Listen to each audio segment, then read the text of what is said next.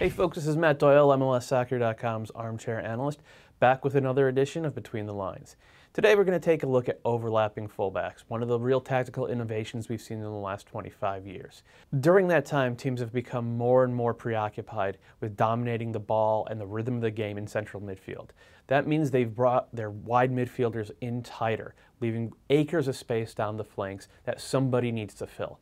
For teams that play four at the back, which is about 95% of the world right now, that means defenders pushing up.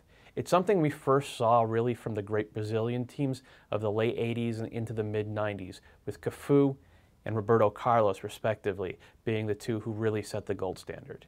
Over the past 6 or 7 years, of course, Barcelona and Spain have really picked up that mantle with an outstanding performance, most recently by Jordi Alba in the Euros, including a great goal against Italy. Here in MLS this past weekend, we saw overlapping fullbacks fulfill three roles.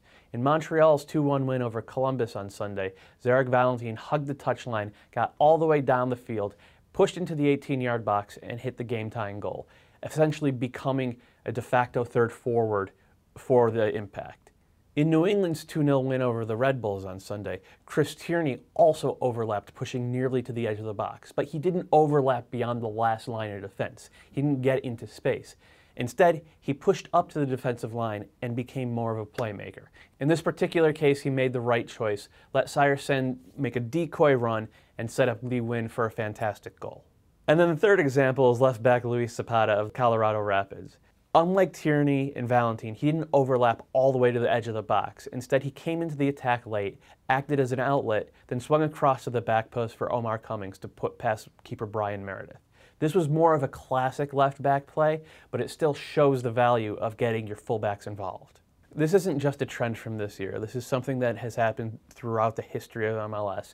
And back in the early days, there were guys like Frankie Hejduk and Tony Senna who got into the attack at will. But the prime example the past couple years has been San Jose's right back Steven Beitashour, who's on pace to set the career mark for assists for a defender before he even hits 30 years old.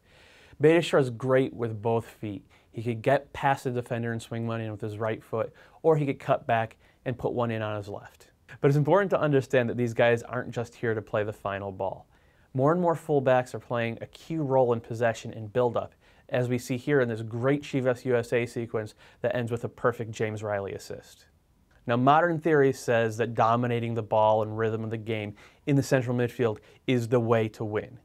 But the contribution of these fullbacks shows that attacking from wide will never ever go out of style.